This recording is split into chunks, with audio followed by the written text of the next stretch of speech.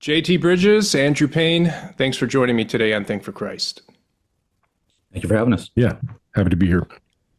Well, a couple of weeks have now passed since the assassination of Charlie Kirk. A few days have passed since that 4+ hour marathon of a memorial service for him. And we've had some time now to watch as our culture, as our society has attempted to come to grips with this tragic event. So I thought that this would be a good moment for us to get together to reflect, both as Christians and as philosophers, on Charlie Kirk, on the assassination, and on the societal fallout from it all. I don't really have an agenda for us for our conversation today. I'm just really interested to hear your guys' thoughts on this. So to get us going, I'll start by expressing some of my own reflections, and then each of you can share your thoughts in turn. Well, over the last couple of weeks, I've, of course, been spending a lot of time thinking about Charlie Kirk, but I've also spent a good deal of time thinking about Socrates. And as it happens, I recently reread Plato's Apology for like the 5th time. And for those who may not know, the Apology is Plato's account of Socrates' trial before an Athenian court in 399 BC, where he's ultimately sentenced to death by hemlock. Now, naturally, I've been reflecting on the similarities that there are between the life and death of Socrates and the life and death of Charlie Kirk. And I think there are some discernible parallels here. For one thing, Charlie intentionally deployed the Socratic method of dialogue with his interlocutors on college campuses. But there are deeper similarities, I think. Like Socrates, Charlie's primary concern was for the state of the soul, the souls of the individuals that he interacted with, and the collective soul of the nation. So very much in the spirit of Socrates, Charlie wanted to direct people and direct society at large to the care for their souls and to the pursuit of virtue and justice. And like Socrates, Charlie challenged the political idols of his day. Socrates was very critical of the anthropomorphic depictions of the official state-sponsored pantheon of gods, famously. And this earned him, in the trial, the charge of atheism, which he, of course, vigorously denied.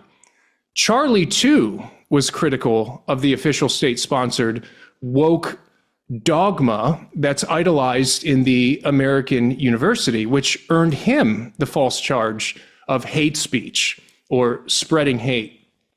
And most striking, I think, like Socrates, Charlie was accused of corrupting the youth.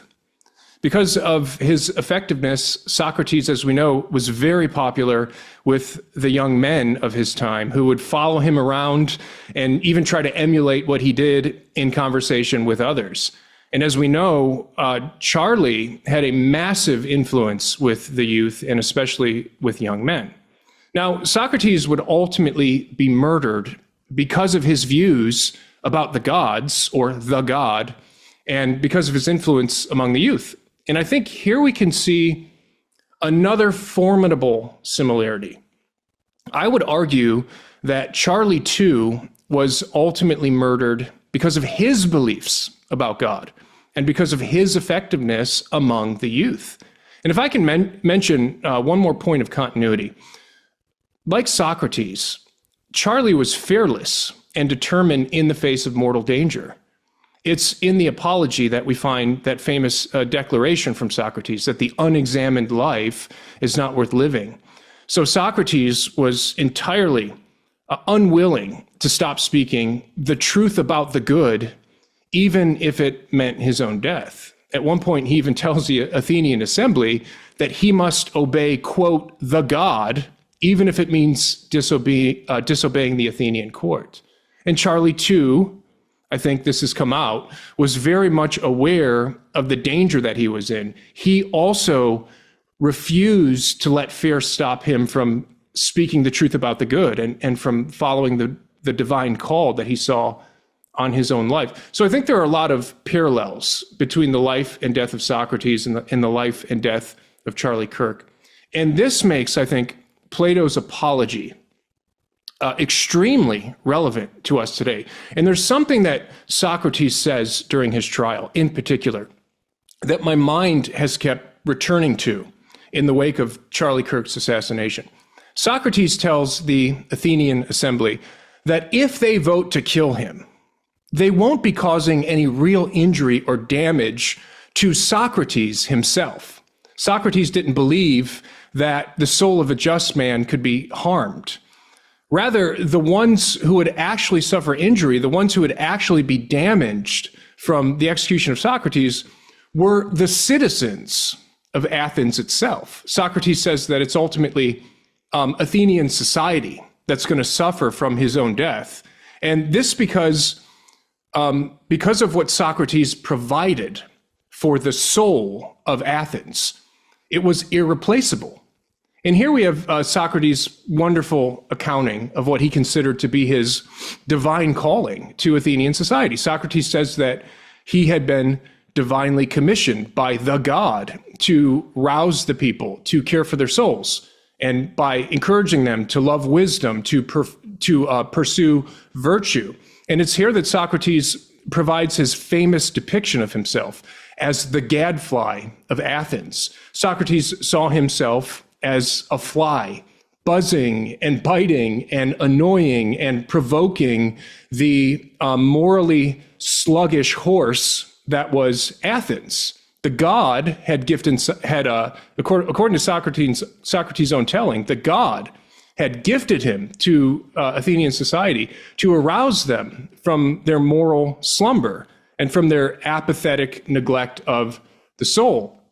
So Socrates explains that this is why he had spent his life in poverty, wandering around Athens, persuading and reproaching and cross-examining everyone who was willing to engage him.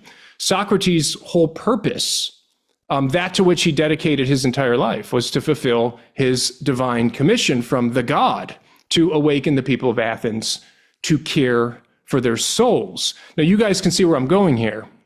With the death of Charlie Kirk, I really believe that American society has lost a gadfly. Like Socrates, Charlie's entire life, since he was 18, has been dedicated to awakening and arousing the morally apathetic youth of this country. Charlie was willing to engage anyone who would listen so that he could persuade them to care for their souls, so that he could convince them to, like Socrates, pursue a life of wisdom and virtue, so that he could appeal to them to ultimately surrender their lives to Christ. So I didn't know Charlie personally, so I didn't feel any personal loss at his death. But over the last couple of weeks, I felt a deep loss for our country, because as with Socrates, Charlie's unique life and unique gifting really is irreplaceable.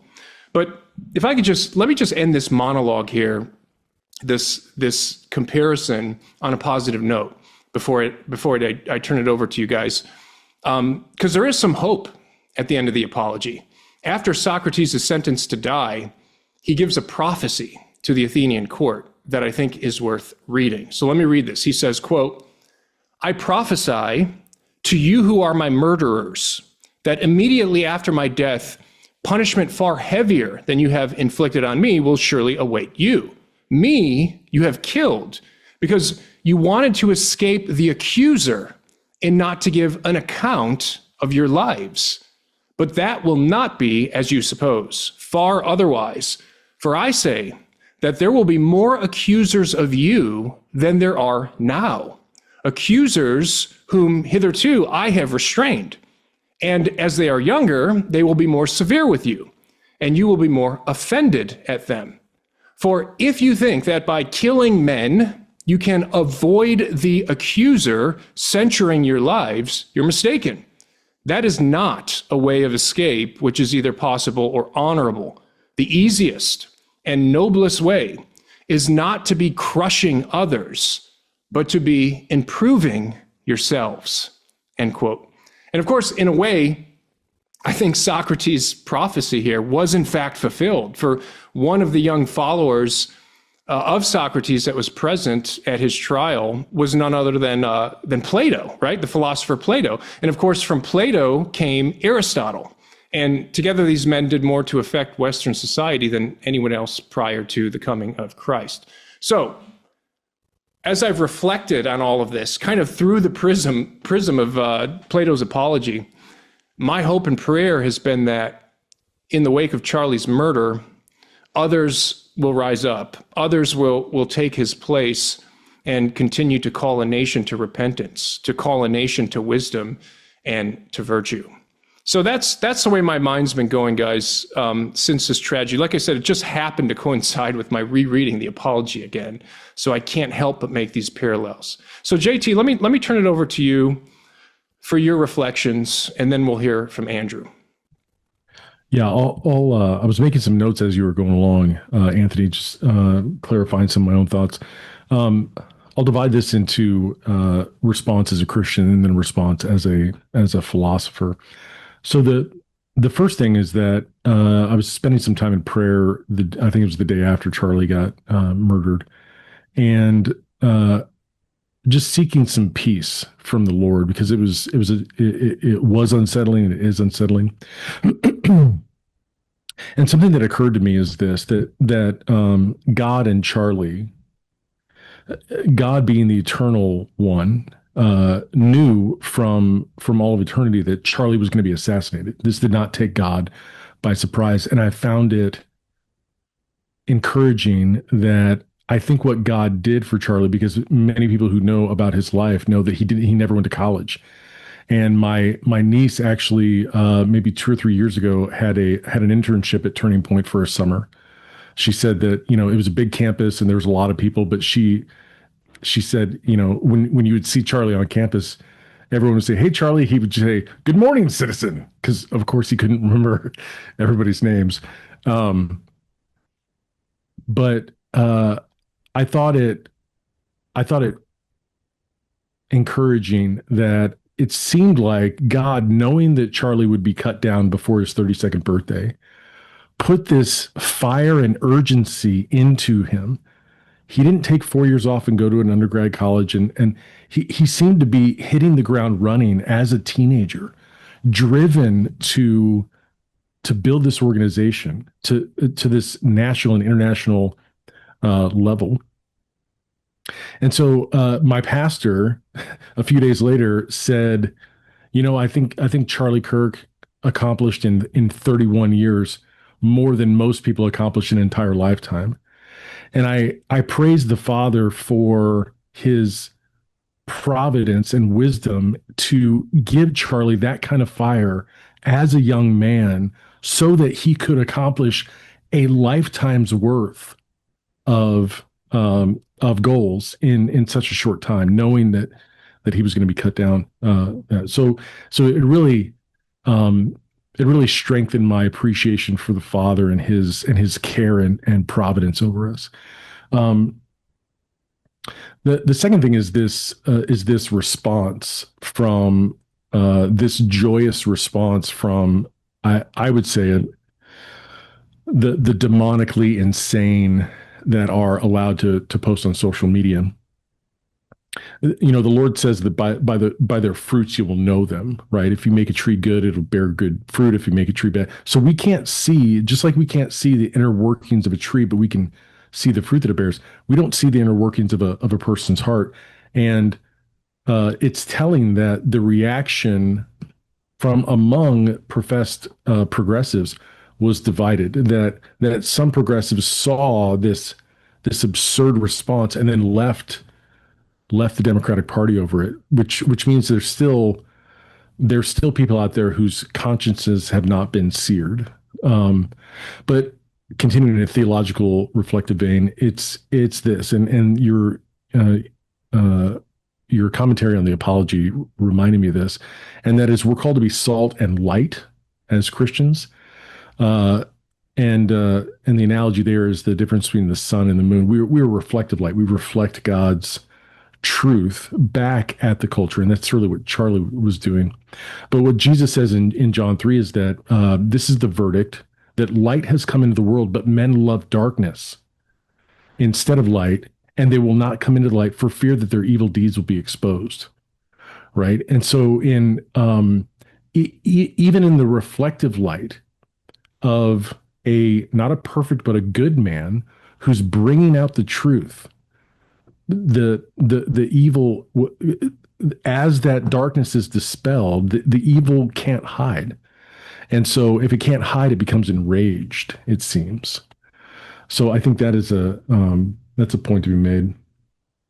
And then people ask, what should the Christian response be? Well, Jesus gave us certain responses. One is in Luke 12.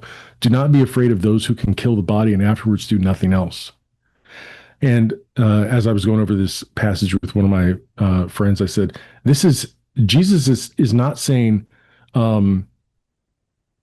if you die an accidental death. He says, do not be afraid of those who kill the body. He's talking about murderers, people that are actively trying to murder you, right? And so, and I understand the sentiment, but as a philosopher, and maybe this will be my segue, as a philosopher, I don't think we can turn off our sort of technical analysis when it comes to even pop culture. But I hear a lot of people on the Christian right saying, we need to be brave, we need to be courageous, and I understand what they're saying. But properly speaking, courage can only exist in where fear is possible, right? As a way of overcoming fear. And actually, the higher calling is fearlessness, right? It's not overcoming fear in order to accomplish our duty, which is kind of the nature of courage. It's actually a fearlessness, and that comes out of it comes out of two things: a life of righteousness, and the other side of the coin of that is a life that has been where the flesh has been crucified. Right? If we've counted ourselves dead to the world and its pleasures and its benefits, right? The world has nothing for me, right? I count myself dead to the world and alive to Christ. And then I live a righteous life. The righteous are as bold as lions, right? So I think the proper Christian response should be a kind of fearlessness where the mortification of the flesh and the life of righteousness give rise to a natural boldness that can be done in love without hints of, condemnation or self-righteousness, because that's God's way. There's also a sort of a man-made religious approach to it that can't be sort of filtered out of this self-righteousness or this condemnation, because it sees other people as our adversaries, when actually our adversary is God's adversary. It's Satan and his minions, right? These other people that are disagreeing with us today, we don't know of whom there will be some Saul to Paul conversions. I mean, Saul was breathing out murderous threats against the church, and then Jesus intervenes, right? So those are some of the sort of Christian reflections on the philosophy side of things. And going back to by their fruits you will know them. I think one of the things that has been part of this political masquerade, if you will, and that's my puppet show, hand gestures, is the illusion of a public square, right? The illusion that there still remains a public square where free dialogue can happen. And I say the illusion of it because I've been thinking about the three acts of the mind. I've been thinking about the three acts of the mind: conceptualization, existential judgment, and reasoning. And conceptualization is, and this is just pulling from Peter Kreeft's Socratic logic. Conceptualization gives us terms, right? The terms that we use in our arguments. Existential judgment is focused on the truth of reality, right? And so what do we see? What do we see that has raised so much not concern, but backlash If you remember Matt Walsh's documentary, What is a Woman? That was so upsetting and provocative to the left because all he was asking for is um, is a clarification of a term and its conceptual basis, right? And just by asking for clarification of a term, he provoked sometimes hostile reactions and whatnot. So the second act of the mind, existential judgment, is it true? You have some proposition. Is it true? Somebody said that the truth has become alt-right, right? The notion that that there is a fact of the matter, and in order to be good thinkers, we are beholden to try and suss out what that fact is, right? And then existential judgment, we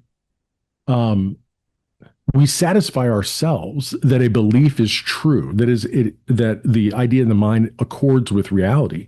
We satisfy ourselves largely in two ways, primarily with evidence, right? And secondarily with, if not evidence that we directly possess, then evidence from a credible authority, right? The Crime Statistics Bureau or whatever, right?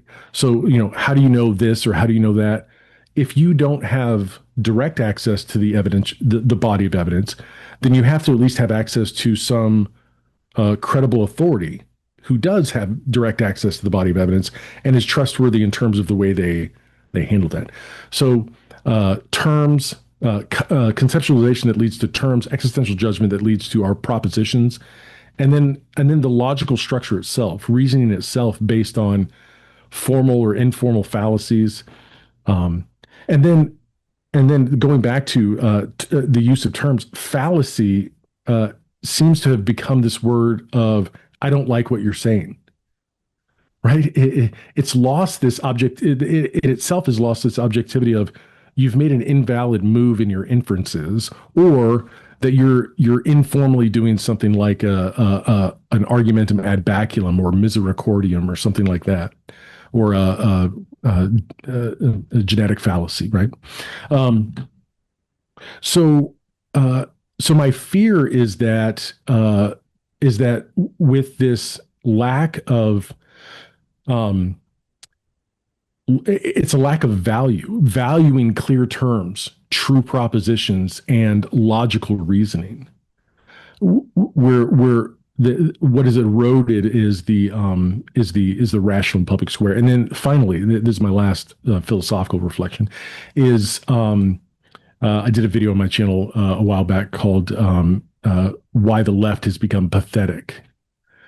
And I was referring to Aristotle's rhetorical triangle, right? Logos, ethos, and pathos. Logos is the logic or the rationale of your argument. Ethos is the perceived credibility of the speaker. And then pathos is that emotional connection with the audience, for simplicity's sake. And what happens on the left is if they lack logos, if their arguments just don't make any sense, right? If they have lost credibility because of that, right? They cut videos together to give a very slanted propagandist perspective, so they lose credibility. What is left in terms of their rhetorical approach or their ability to persuade? It's simply the emotional connection with their audience. And that's what we've seen over the last 10 years or so, is this ratcheting up of the anger or the fear in order to move people to their perspective. And so those are the things that concern me as a philosopher looking at culture, and just this loss of not even the ability to reason, but the loss of the value of the individual components that make up a healthy life of the mind, right? I told my daughters today, my 16 and 14-year-old, we were running errands, and I said, guys, I think by the time I'm in my 50s or 60s, I'll be one of the smartest guys on the planet. Just because you guys seem to be getting dumber by the day. And just the fact that the fact that I've read, a couple thousand books in my day, and you guys have read not even like a handful. And I don't say that to praise myself. I say that as a as something concerning. It's like is that there's this loss of, and then uh, I think I'm going to charge my 16-year-old every time I hear her say, I heard on TikTok. Oh, geez. This again, this ability to identify credible authorities on any given subject. It's like this is just sort of very, very basic reasoning skills. So those are my thoughts. I appreciate that. Thanks for those thoughts. There's some themes there that we can certainly return to. But Andrew, I want to give you some space just to walk us through your reflections. Yeah, right out the gate, I do have to acknowledge that what JT is describing there at the end is essentially that movie Idiocracy, which is pretty daily. It seems like a prophetic movie. But that being said, one of the things about going last is most of the things you're planning on saying probably done already got said. So, including actually, Anthony, I was going to reference the apology, but you took that one, and very good job on that. I agree 100%. That was wonderful. But also, I kind of wanted to reference Immanuel Kant here, right? Because Immanuel Kant has an article called "What is Enlightenment?" and the article was written roughly around the time when the Enlightenment was really starting to grapple with itself as a political project. Right. Now, you could argue that it was always a political project, but particularly when it's becoming self-reflective in this time where sort of Kant gets everything going, it takes on a very much more directly and sort of precisely political sense. And in the opening of that article, he has a section where he outlines what it is to be a responsible person, essentially to be a person forming oneself into an enlightened state. And what he says essentially is, if I have a book to think for me, if I have a preacher to tell me what to do, if I have somebody else always that I can offload my reasoning activity onto, then it's a much easier form of life, definitely a much easier form of life. But I will never be an enlightened person. I will never achieve the kind of natural state that I need to have. And then at the end, he has the sort of famous line where he says, are we in an age of enlightenment? And he says, no, we're in the age moving toward the age of enlightenment. We haven't reached the goal. We're moving toward the goal. And the thing about that is, I think essentially you and JT were both kind of hitting on this to a certain degree with what seems to have taken over. I think the main philosophical question that follows upon the assassination of Charlie Kirk is what has happened to the state of discourse in the country. There are so many symbolic things about it too. I mean, straight down to the point that he got shot in the throat, for crying out loud, the place where the words are formed, for discourse. And there's so much about that from a philosophical standpoint, the question is, what's happened to discourse? So I've been compiling a number of articles that are, I'm trying to stay with reasonably recognizable mainstream sources. A lot of them are places like, Salon and Vox and, Vanity Fair and whatnot. Ta-Nehisi Coates, I think, wrote one in Vanity Fair. And then there's a couple of others that are worth mentioning. Like there's Mehdi Hassan, for example. I want to say he was in Vox. And the question, Anthony, you opened up by referencing Socrates, right?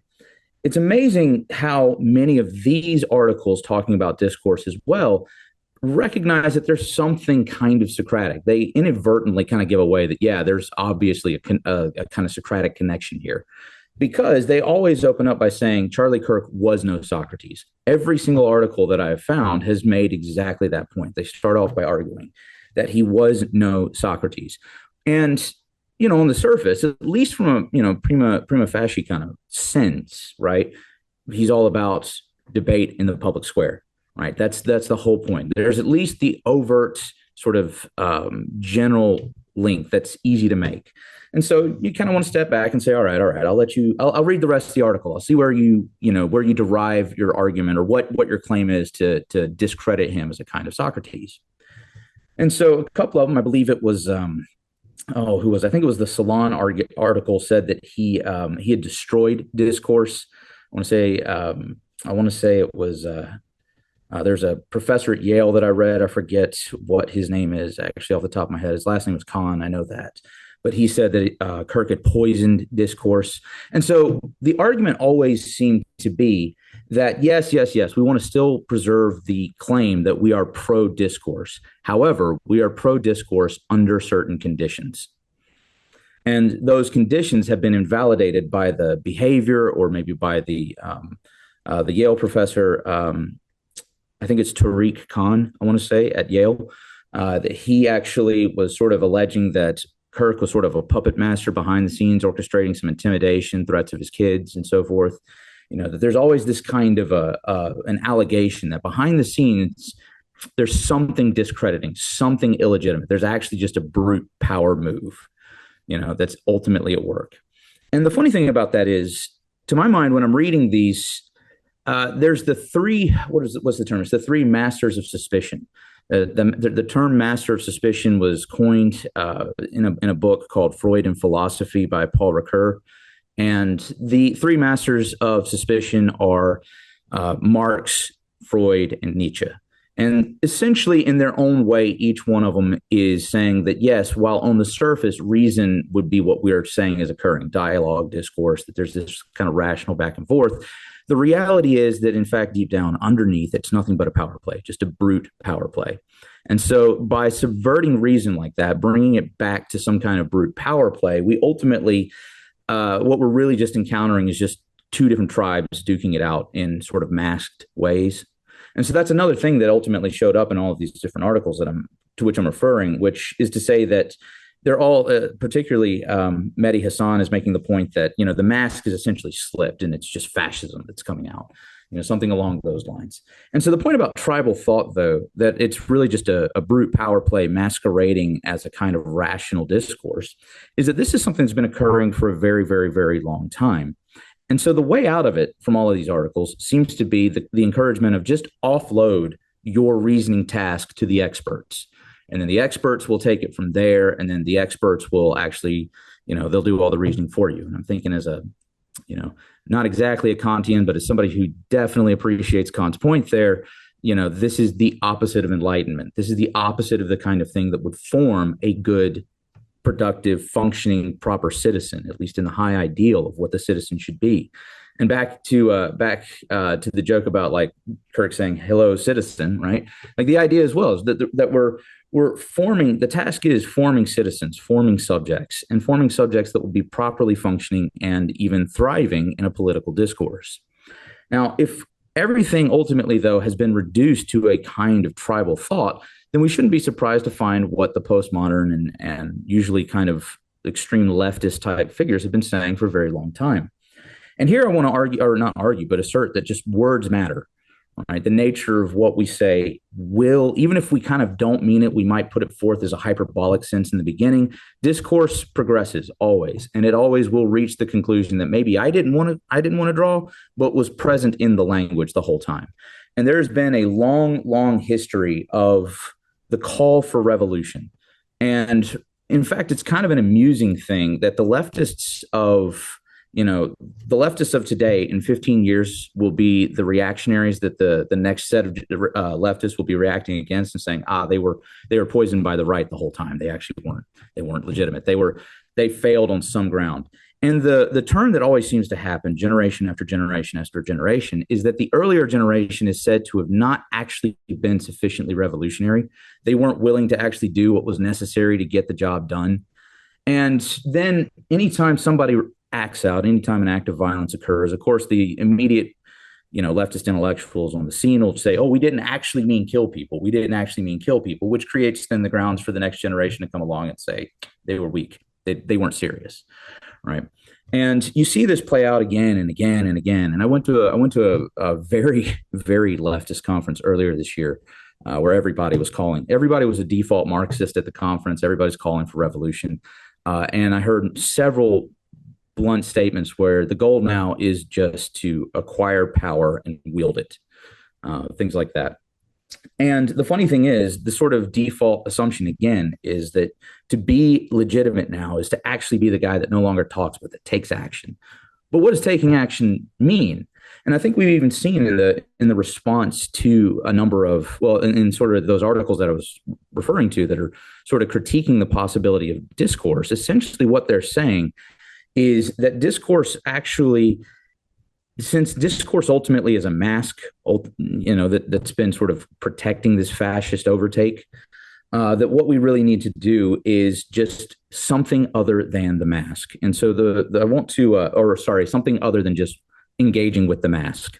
And so somebody like Ezra Klein came along, and Ezra Klein, I think, needs to be lauded a bit more by conservative media right now, because he was one of the few leftists that came out, and he wrote a really great piece in the New York Times where he said Charlie Kirk was doing politics right.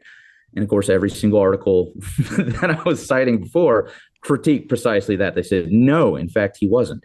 But what did Klein actually argue in this? Well, Klein's point was actually, I think, it itself has a history in philosophy. I think you can point all the way back to at least Hegel's master and slave dialectic, for example. But what Ezra Klein was getting at was the idea that essentially you have two options. You can either shoot it out or you can talk it out, right? These are the two options that you have. You can either have violence or you can have open discussion. And so then when he says Charlie Kirk was doing it right, well, if you have those two options and then you got rid of one of them, there's only one inference to make. Now, I'm sure, I think we can know exactly what the left would say in response here. The left would say, no, we're not necessarily advocating, violence per se.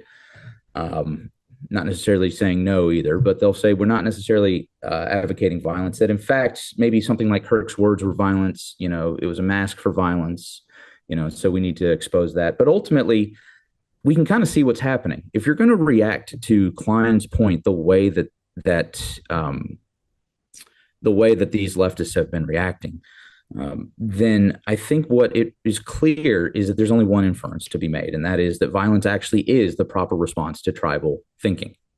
Insofar as at the base there's tribal thinking, then in fact, actually tribal thinking isn't thinking, it's programming, it's default, it's unloading your view onto somebody else and saying, I'll do whatever he does. And that's ultimately what a soldier in the trenches does. Basically, he doesn't make the battle plan, he just carries it out. And so tribal thinking, I think we can basically put our finger on, that's kind of the problem at the moment. Discourse is, I don't think we can get away from it. Discourse has, in essence, I don't want to say it's died because I don't want to say it can't be brought back, but it's not doing well at the very least. Yeah. And that the task is, I think, to probably get rid of this tribal underbelly. How? I don't know. But as a philosopher looking at it, we're having malformed citizens who are offloading their rights and their duties as citizens onto a thinking class and onto not a thinking class, but a class of commanders, and then discourse suffers accordingly. So that's really good.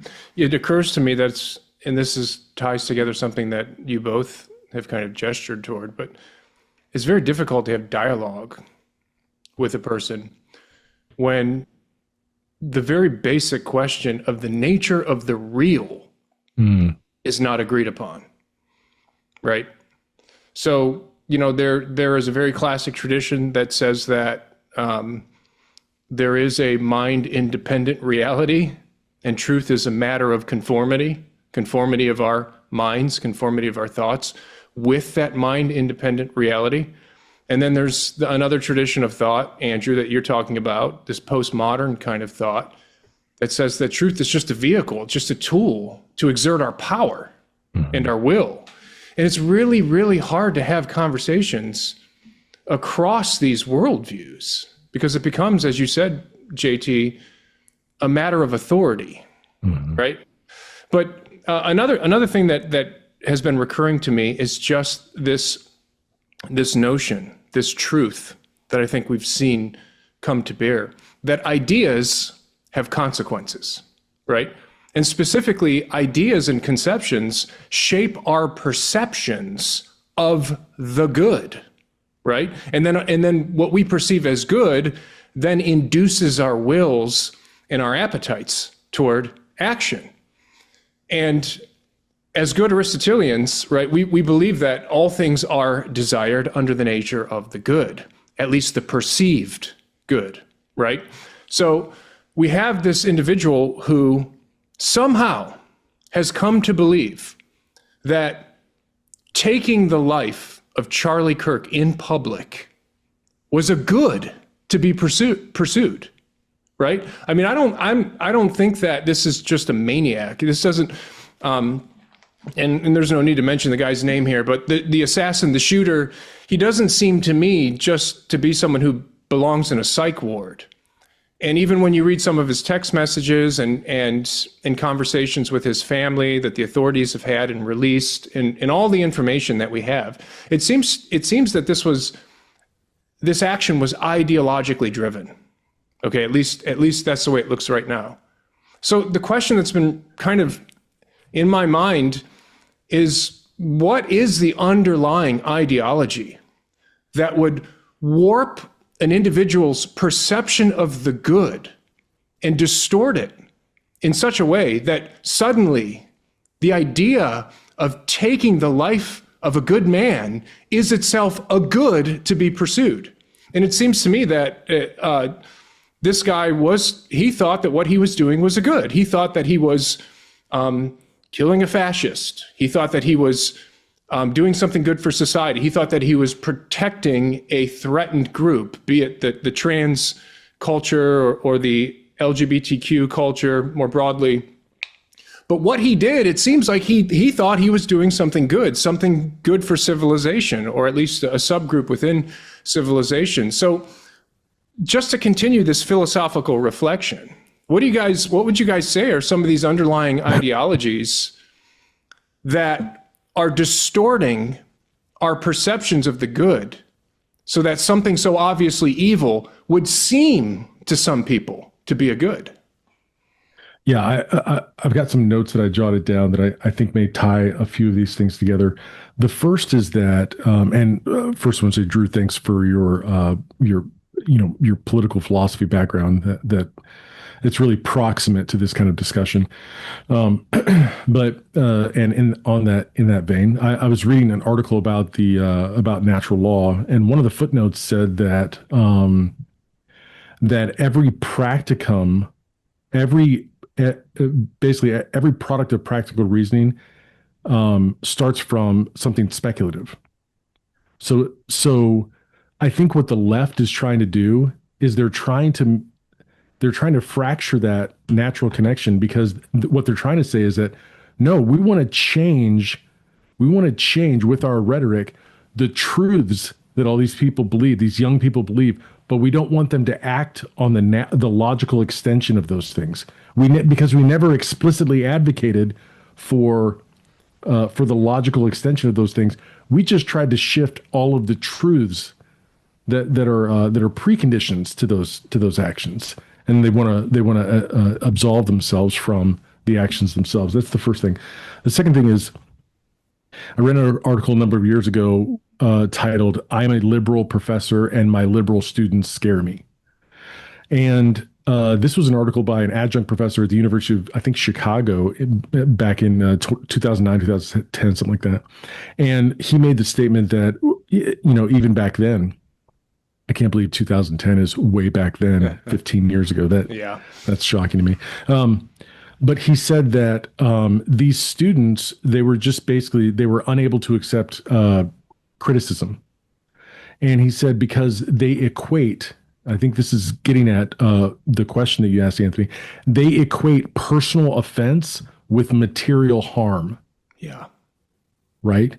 So their response to personal offense, which can be highly idiosyncratic, their response to personal offense is equated with material harm. Yeah. So now we paint a context where the liberal media is constantly trying to adjust the speculum, the truth beliefs, the theoretical claims, divorced from evidence and reality, in order to, and then in a context where, in order to incite a hypersensitivity to offense, which is then equated with material harm, which the innate sense of justice demands. That's right. Some kind of response.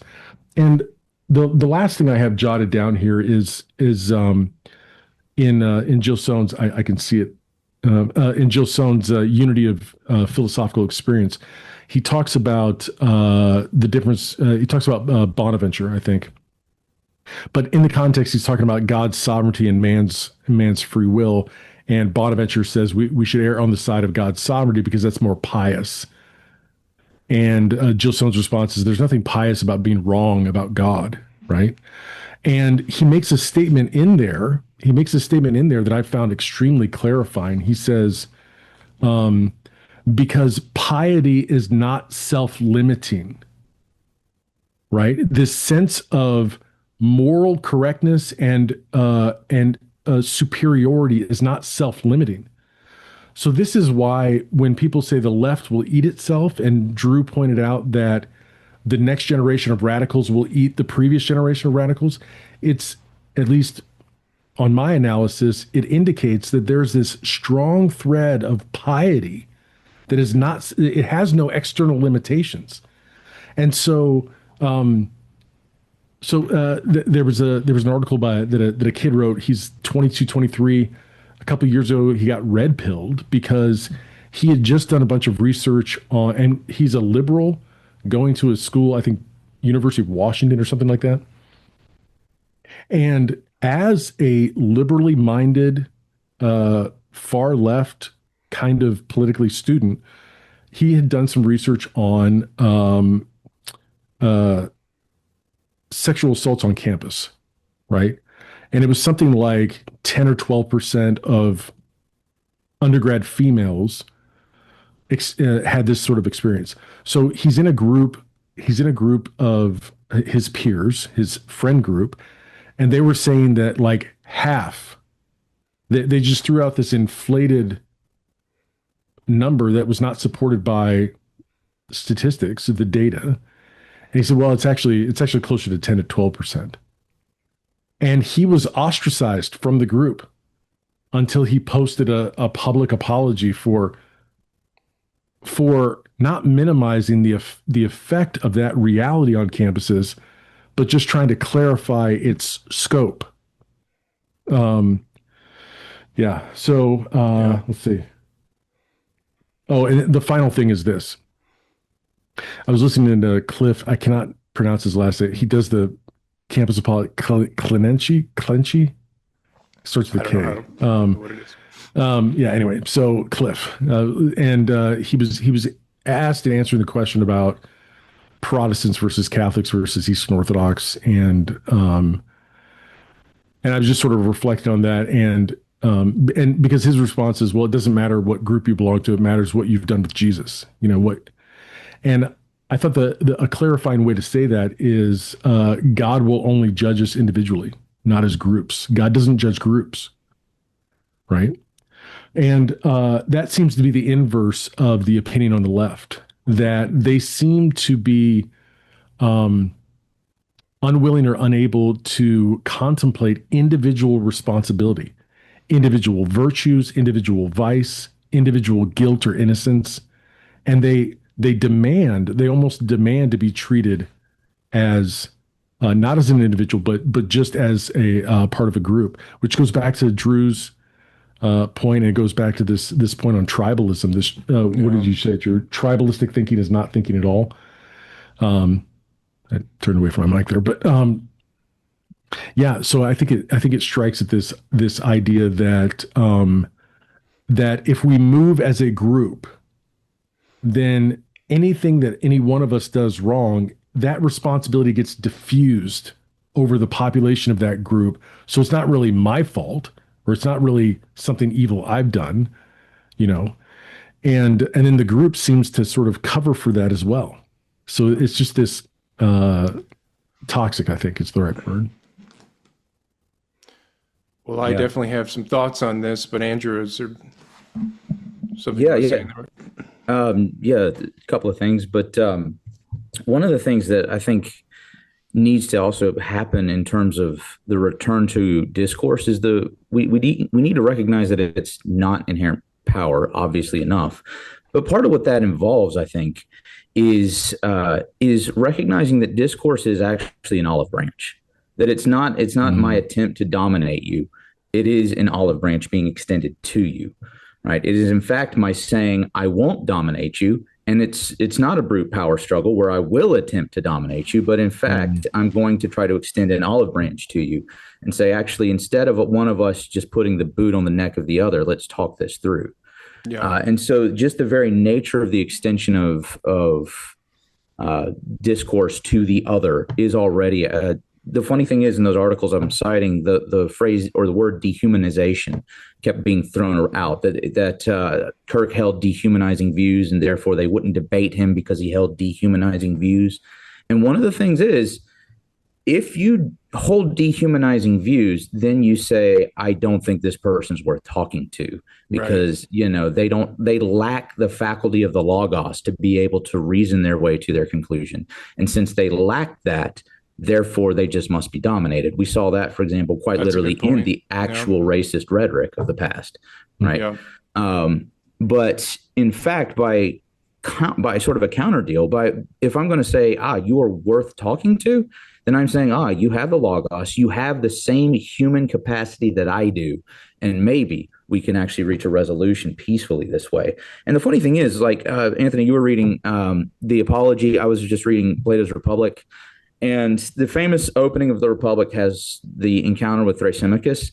And I double and triple underlined how that gets resolved, because it dawned on me about, I don't know, maybe about almost at the end of the discourse. The funny thing about Thrasymachus is he shows up and he just right out the gate just says, no, this is nothing but Socrates manipulating everyone. And in fact, actually, the just is what is in the interest of the powerful. So he starts off in exactly the place that, the current setup for, or the current treatment of discourse is sort of alleging. But the funny thing is, what he concludes with, or rather not what he concludes so much, but where his story concludes is actually with just further dialogue. The amazing thing was he was not actually closed off to dialogue, as is evinced by the fact that the dialogue continues. It's not just like, you get through that part of book one and then we're done, just put it, the guy says, I won't debate, and then you just put the book down, right? No, there's a long book still to go, which is to say, laudably, even Thrasymachus, who kind of went down infamously in the history of philosophy as the guy who's against debate, still has discourse for the rest of the first couple of books of the Apology, or of the Republic. Yeah, and if I could go back to the question, what is that underlying ideology that has so distorted our perception of the good, so that things that are clearly evil are perceived as good by some people within our society? And I think we've been addressing that here in our comments, but so I want to go back to something that you said, JT. I think that at one of the ideologies right at the foundation of this distortion is nominalism, involuntarism, right? This rejection of the idea that there is a natural essence, that there's something that it means to be a human, right? And what's happened in our day is we've redefined essence as something like psychological subjectivity, right? We determine our essence based upon the psychological state that we have in our individual mind. And in our society, that psychological state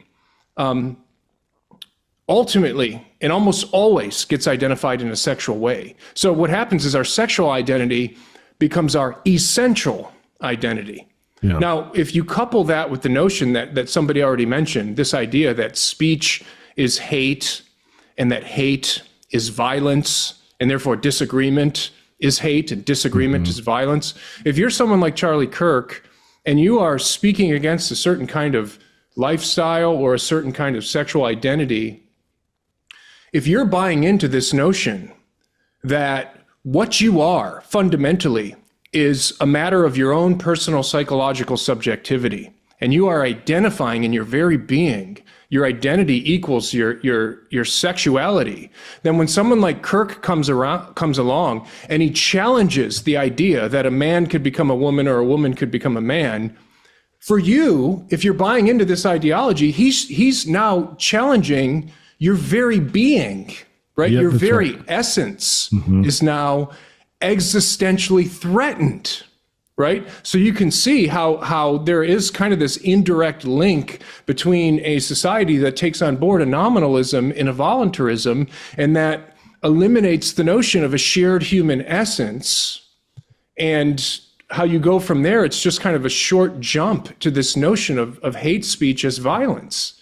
And if hate speech is really violence, if what Charlie Kirk is really doing when he's out there countering these ideologies, if he's actually doing violence to people who have these sexual identities, then all of a sudden you have a permission structure to return violence for violence, right? You've just set up the ideological conditions for violence. So I think one of these ideological, I guess, conditions for these distorted perceptions of the good would be onboarding a nominalism and voluntarism.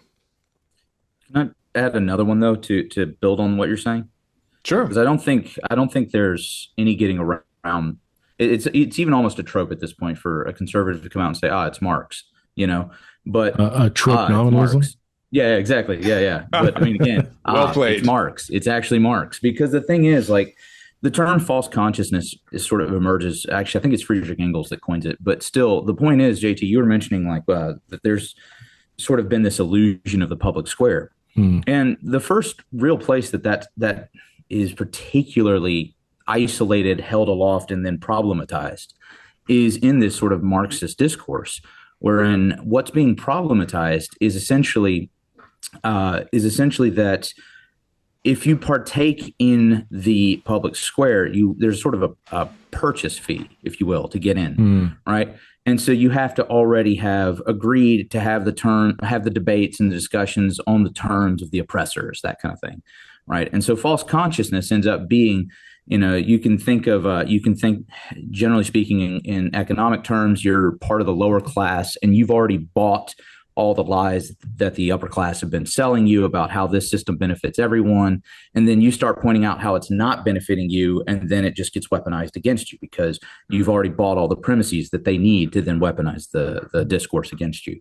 And so the point is, there's what's so seductive about that way of thinking is I think we can all see that there's a kind of truth to that, right? Maybe not in the precise sense that Marx is going to be highlighting, maybe even in the precise sense. I'm trying not to make a judgment yet on this point. But the point is that we can always see in the conservative discourse, the current public square, I guess you could say, to the degree that it exists. In a sense, what you're pointing to is the fact that conservative ideas have already been excluded from the public square. And so part of the failing of it is that we can't even get our ideas to be heard, for crying out loud. And so there is a kind of exclusion. We're not willing to pay the fee to get into the public square to be able to have that discourse, because we know, well, the words like woman have been dissolved, and well, I can't have that conversation anymore. And so there's a certain sense in which, false consciousness and whatnot played a devastating role to the removal of any kind of actual discourse in the public square.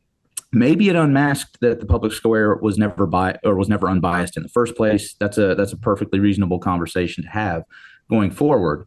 But I do still want to go back to the point of discourse offering an olive branch. At the very least, it doesn't undo that, right? That's not necessarily the case on this point, right? But anyway, there's one other point I wanted to bring up. But there's kind of an incoherence there, because you just brought to my mind something you said before, which was one way that the left excuses itself from having to dialogue about their ideas is simply by labeling the other side as inhuman, right? Yeah. But for somebody to be inhuman, for somebody not to qualify as a human, doesn't there have to be such a thing as a human? Doesn't there have to be a human essence that has a telos, that has a purpose and conditions for flourishing? I mean, actually, perhaps not. Given what Drew just said, because as Drew was talking about the public square and the price to be paid, it actually explained the notion of deplatforming. Well, we don't want to give him a platform because they haven't paid the ideological price to be valued. So combining that with this nominalism, you go, if you don't pay that price, you're not one of us, and we are people, and you are not. Going back to this notion of tribalism, I mean, the for many tribes around the globe, the name for that tribe is the same name for person. Mm-hmm. And so if you're not in that tribe, you are not a person. And if there's a tribalism ideologically on the left, then somebody who espouses ideas that are radically opposed to that ideological tribe are, in some practical sense, non-human to them. I see. To build a step or go a step further on that, the assertion of something like universal human nature is itself going to be problematized precisely on the grounds of some kind of cynicism. You can think of, for example, Frantz Fanon is going to be making the point that it's going to be a colonized identity, always, enforced upon somebody whose identity doesn't properly fit that, white colonizer's notion of what it is to be a universal human. Right. And so, again, like the false consciousness here would be that your sense of the human, your understanding of the human is never actually achieving this universality, but rather that it is always getting stuck within a particular legislated idea of what it is to be human by the powers that be. So the colonizers or whiteness or whatever. Right. And so that's even go back to the Marxist identity. Right. Like your idea of what it is to be a good human would be, the bourgeois identity that they say is what everybody must live up to, which the proletariat cannot live up to. And therefore the proletariat is justly oppressed because they're not bougie enough, right? But the point is they the appeal to universal identity is itself going to be problematized, and this itself is a strangely it's literally the claim is going to be that you're a racist, that you're a homophobe, that you're a sexist or whatever, right? For doing this, and in fact, I guarantee you there would be a leftist response to this would be something along the lines of, look at these three white guys basically trying to say that everybody should conform to their white idea of what humanity is, something along those lines. And that Charlie Kirk was actually trying to force people to reason in like a white way or something like that. Right. Yeah. There's going to be something like that as the response. And that leaves us in a really difficult situation. If we buy that, right, if we buy that line of reasoning, because at that point, it kind of legislates philosophically tribalism at the base, right? Now, which tribe is the grounding tribe? Nobody knows, right? Marx is going to assert that it's class distinction. You're going to go to somebody like Frantz Fanon, and it's going to be like the colonizer distinction. You're going to go to like the LGBTQ plus. It's going to be like, heteronormativity or cis heteronormativity, something like that, versus everybody in the, really in the plus community. Right. Yeah. You can see this same discourse over and over and over again. It's going to be whiteness versus non-white. It's going to be Western versus or Occidental versus Oriental. You can just see whichever one of these discourses it is, it's the same point over and over and over again. And so to assert some kind of universality is therefore to be guilty of asserting some sort of supremacy. So you can't get out of it that way. But then the problem of falling back to a kind of tribal discourse, well, how is that going to be reconciled? And the point is there's no answer, and none has been really proposed other than, hey, let's just let those people on the periphery. Let's let the non-whites. Let's let the colonized, not the colonizers. Let's let the LGBTQ plus, not the white cis heteropatriarchal. Like whatever, right? It's always let the ones who've been on the periphery move to the center now, and let the ones who are in the center be pushed to the periphery. It seems like the one paradigm that kind of survives through all of these identities is the oppressed oppressor dichotomy. Yeah, the Communist Manifesto in the end of chapter 1, where it gives like the history, he ultimately says everything blurs down into that oppressor-oppressed distinction. And so the real question is, which one of you is going to be the most oppressed? And the funny thing about this is, and I think this is a pretty important point in terms of this kind of discourse, is that oppression therefore becomes the status of your legitimization within the discourse, your right to the discourse. Yeah. But the funny thing is, it also means that oppression is actually going to be part of a political discourse as a term. So what I mean here is, don't think of oppression now in terms of like somebody's actually being oppressed, right? Think of it in terms of like a status that is afforded to somebody in a conversation. Mm-hmm. And to that degree, I think it's pretty safe to say that you will only ever be as oppressed as your political utility allows you to be. And to that degree, basically, you can see the discourse sort of constantly shifting in kind of humorous ways. Think of Dave Chappelle had a really great stand up a few years ago where he was like, look, it used to be, that it was the black community that could claim to be the most oppressed. And now all of a sudden, he has this line where he's saying, we had him on the ropes. We had Whitey on the ropes. I've only had one enemy my entire life. And we had Whitey on the ropes. And then they went and changed genders on us. And now we're in trouble again. And so the point being there, though, that you can see that the real power struggle is over who's going to be the most oppressed, who's going to be the most pushed to the periphery, because that simultaneously affords political merit and in a kind of backwards way. For sure. Yeah, I mean, that's a real quagmire, Andrew. 5 minutes here. Well, can you work us out of this? No. Yeah. I kind of came to the same place. I'm like, well, this seems irreparable at some point. But again, it's only irreparable on a human to human, man-oriented political spectrum. When revival comes, it means that the creator is making direct contact with his creation in some spirit to spirit or spirit to soul way. And just like Paul, we can see people who have the scales falling from their eyes. And so I think that, I grieve over the loss of a rich academic tradition, that most of us have been tethered to, and it has a continuity over the last several thousand years in the West.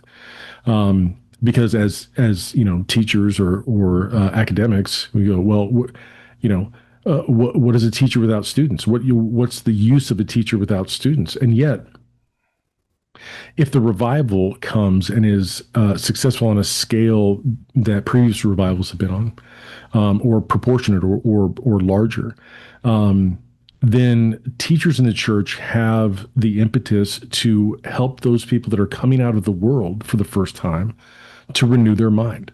Yeah. Right. And so, I just, getting on here, I just have to say this, getting on and talking with guys who say things like, I was rereading the Apology the other day, or I was contemplating Thrasymachus in the first few books of Plato's Republic. It's just, it's a delight to me just to hang out with some fellow nerds. Yeah. Let me just say that, for all the postmodern talk about, these structures of intelligibility that we build, these oppositions, these identity groups, this tribalism, at the end of the day, I think the hope, kind of the gesture to what you were saying, JT, is when at the end of the day, you have a bunch of individual people, right? You don't have you have this being of reason, which is the ideology. But beneath that being of reason, there is a ontologically basic person. And that person, as much as they want to deny things that they know to be true in the extramental reality, as much as they want to do that, it's impossible to do, for the person living individually in this world.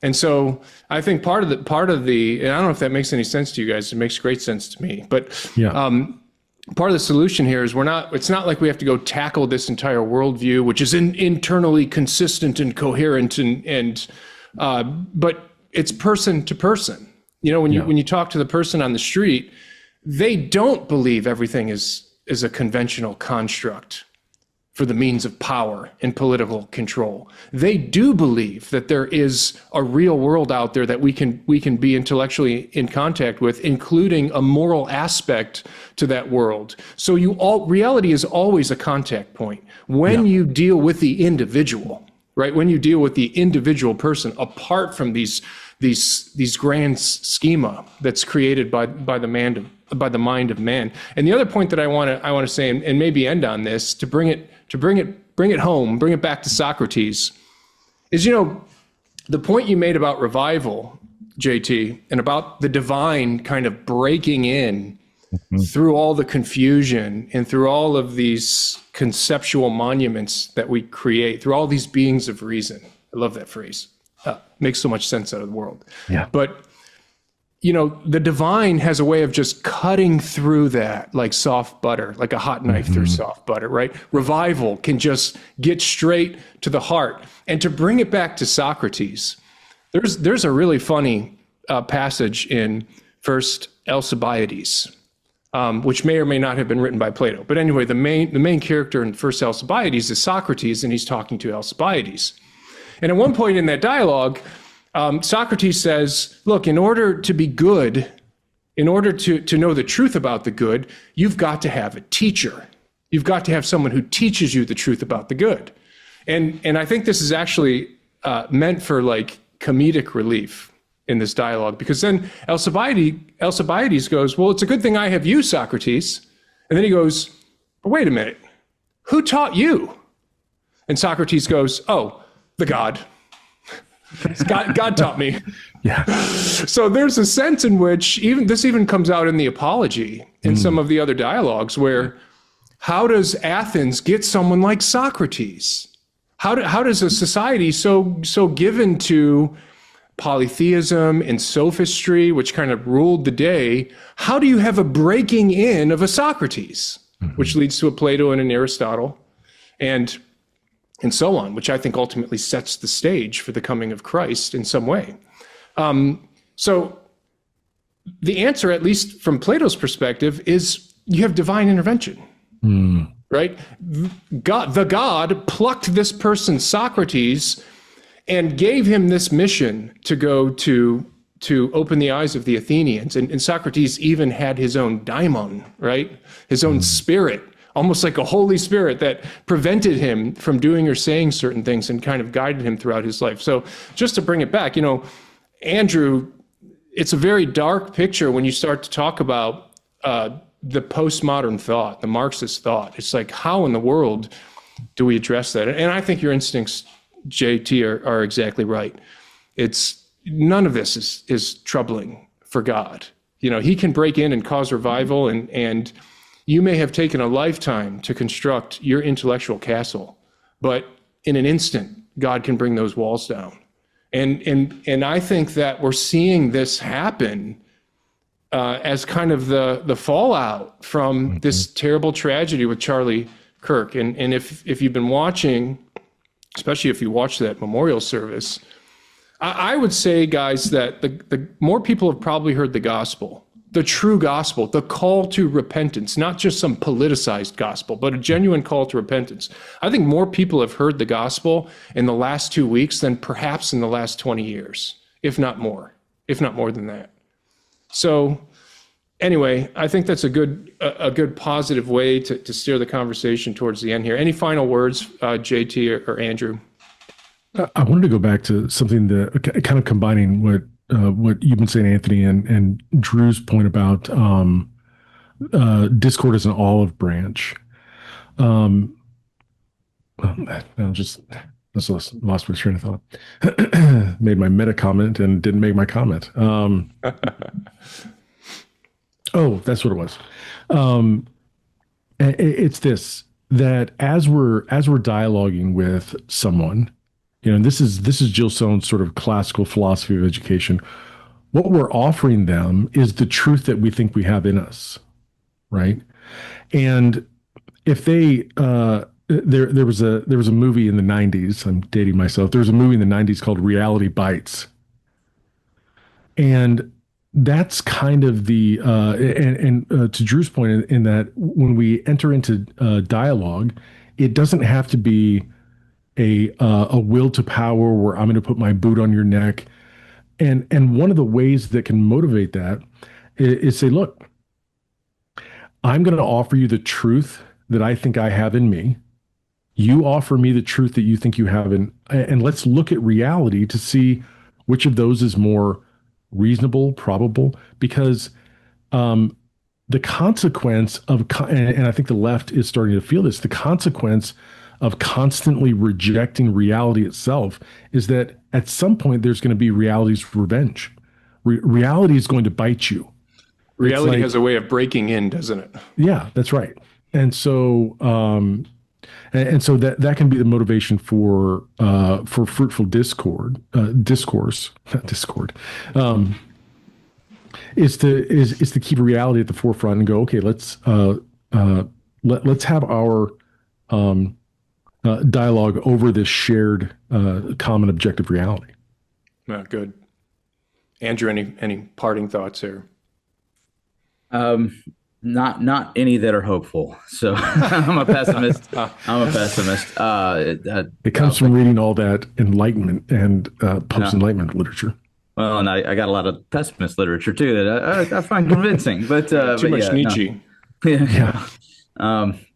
But yeah, no, I don't really have any hopeful comments to end on. So maybe I shouldn't. But do appreciate it's been edifying having this conversation with you guys. Yeah, I mean, this has been a hopeful conversation. I mean, as long as until Drew ended. Until Drew, you know what, JT? Next time we're not going to even invite Drew. That's right. Yeah. All right, guys. Well, thanks so much.